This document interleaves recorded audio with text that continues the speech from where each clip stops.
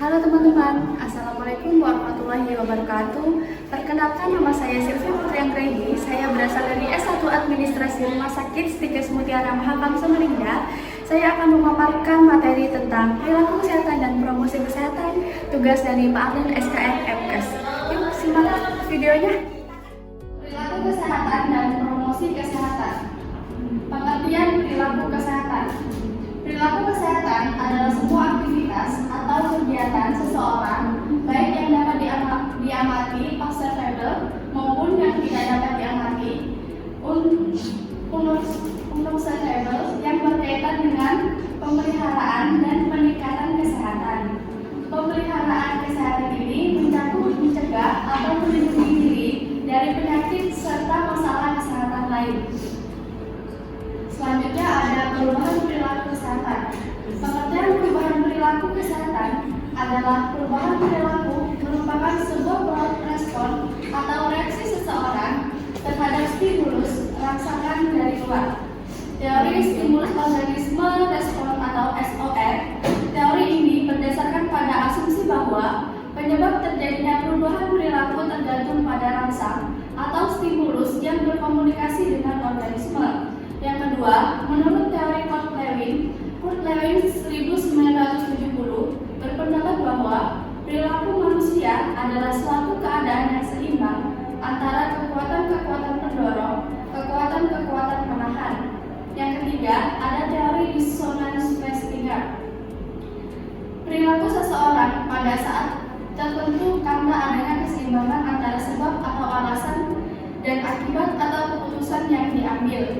Contohnya perubahan perilaku adalah seperti ibu yang dulu mau menyusui eksklusif kepada bayinya karena kekuatan pendorong berupa manfaat memberikan ASI eksklusif dan kekuatan menahan ibu bahwa menyusui eksklusif akan merusak bentuk badan. Melalui penyuluhan dengan meningkatkan keyakinan kekuatan pendorong, akhirnya ibu mau memberikan ASI eksklusif.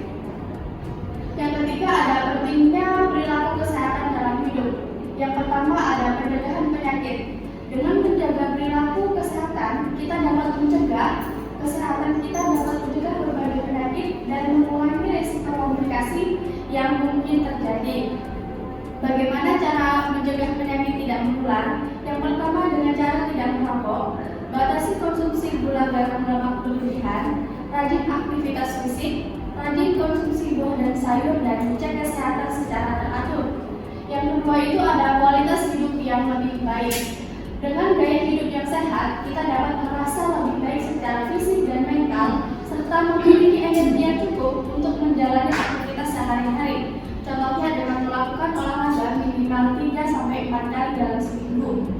Yang ketiga yaitu ada pengaruh positif pada orang lain. Perilaku kesehatan yang baik menjadi inspirasi bagi orang lain, mendorong mereka untuk mengadopsi kebiasaan yang terjadi.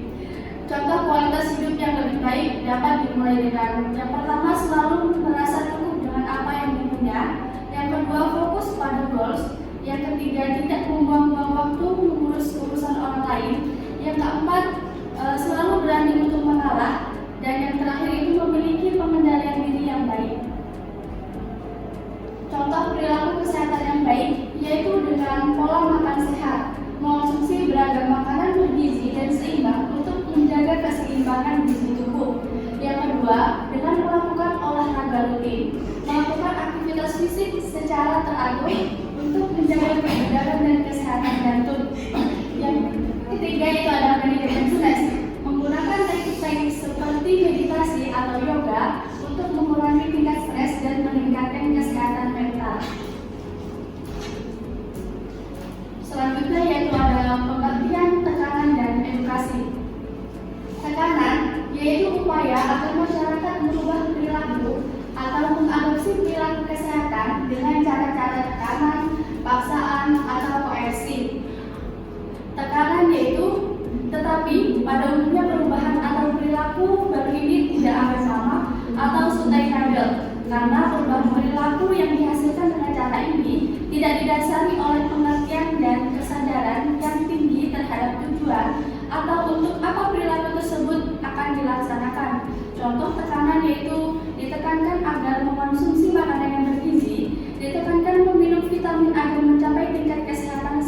semaksimal mungkin. Selanjutnya yaitu adalah edukasi. Edukasi yaitu upaya agar masyarakat berperilaku atau mengadopsi perilaku kesehatan dengan cara ajakan, persuasi, himbauan, rujukan, memberikan informasi, memberikan kesadaran dan sebagainya melalui kegiatan yang disebut pendidikan atau penyuluhan kesehatan. Memang dengan cara ini akan berdampak terhadap perubahan perilaku masyarakat akan berlangsung lama atau long lasting dibandingkan dengan cara koersi. Namun demikian, apabila perilaku tersebut berhasil diadopsi masyarakat, maka akan langgeng bahkan selama hidup dilakukan.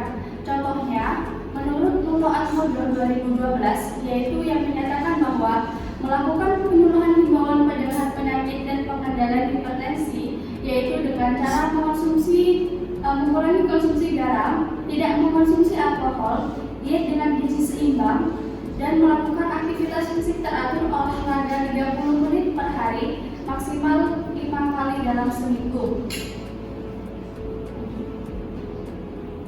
Selanjutnya yaitu ada faktor yang mempengaruhi kesehatan primer.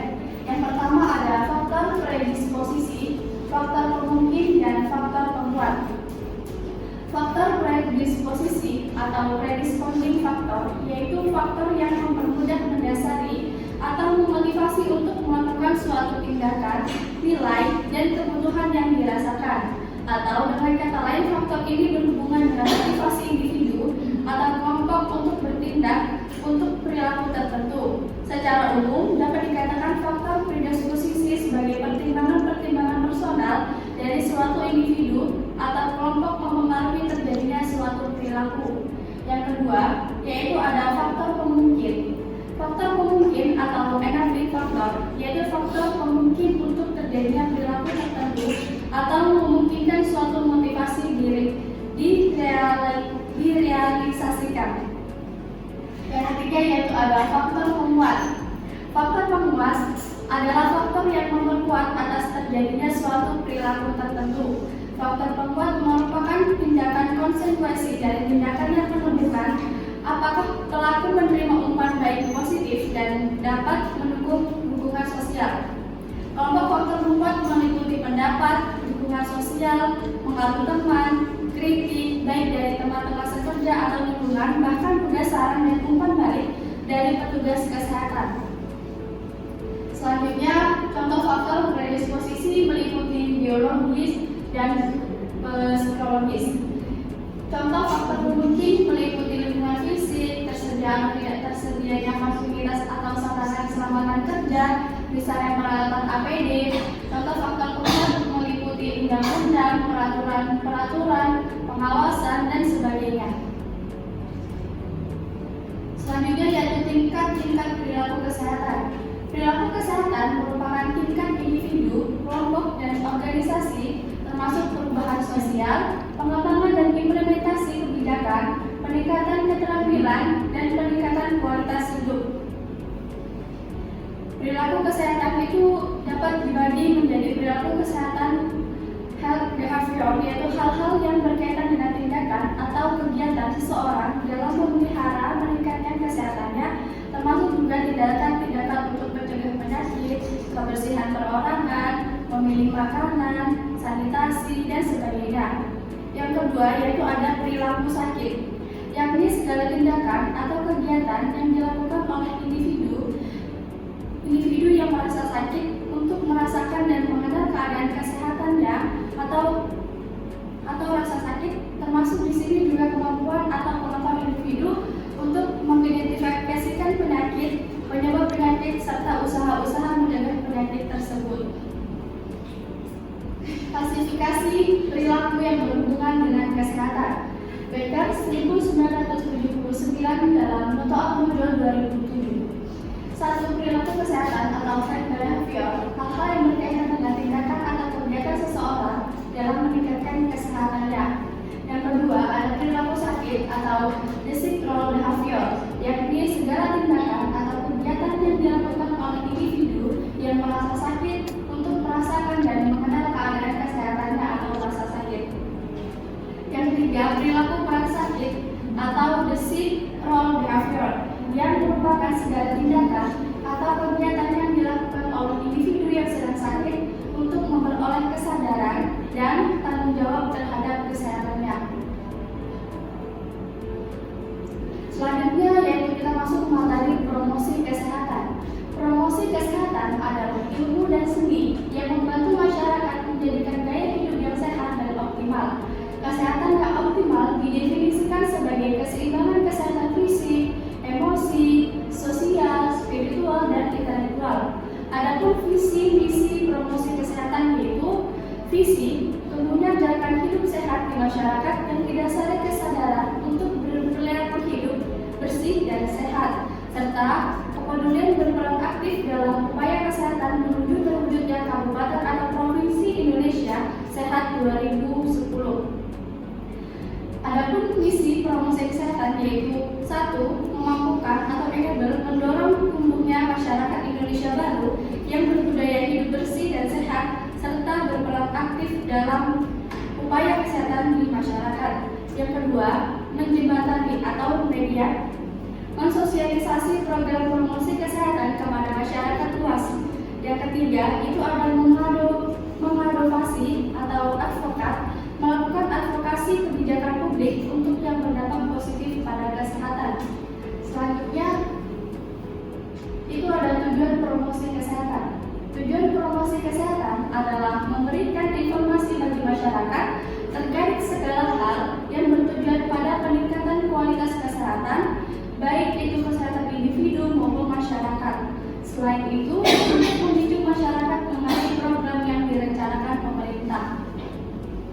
Selanjutnya ada program promosi kesehatan. Yang pertama itu ada GEMAS atau Gerakan Masyarakat Hidup Sehat. Yang kedua ada SBH atau Saka Bakti Husada. Yang ketiga itu ada PHBS, Perilaku Hidup Sehat Bersih, dan yang terakhir itu ada Posyandu. Selanjutnya ada program promosi kesehatan. Yang pertama ada deklarasi Al-Ma'ata dilakukan pada tanggal 6 sampai 12 September pada tahun 1978.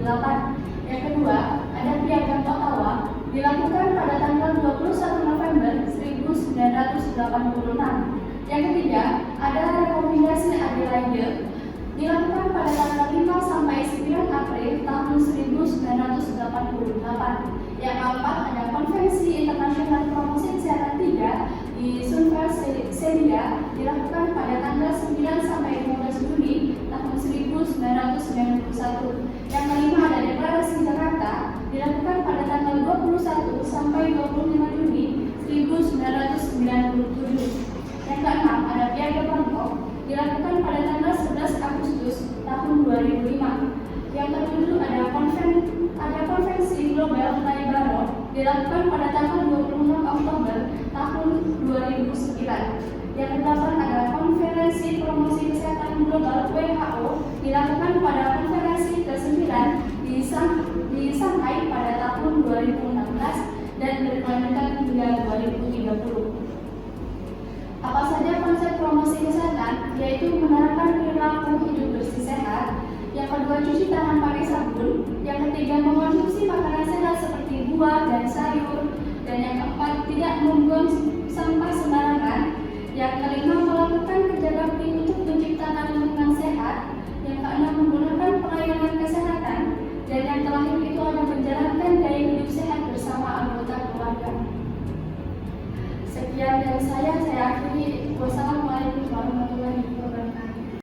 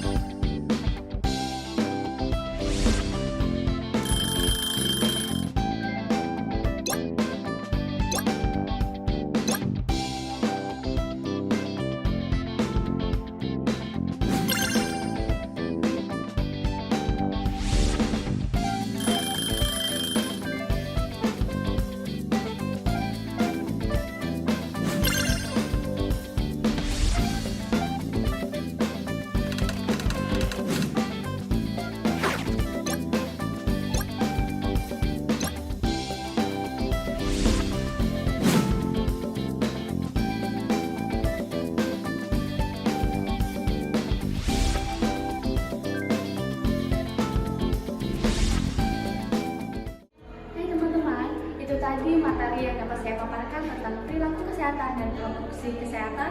Semoga materi yang saya paparkan bisa bermanfaat bagi kita semua. Kurang lebihnya saya mohon maaf. Saya akhiri. Wassalamualaikum warahmatullahi wabarakatuh.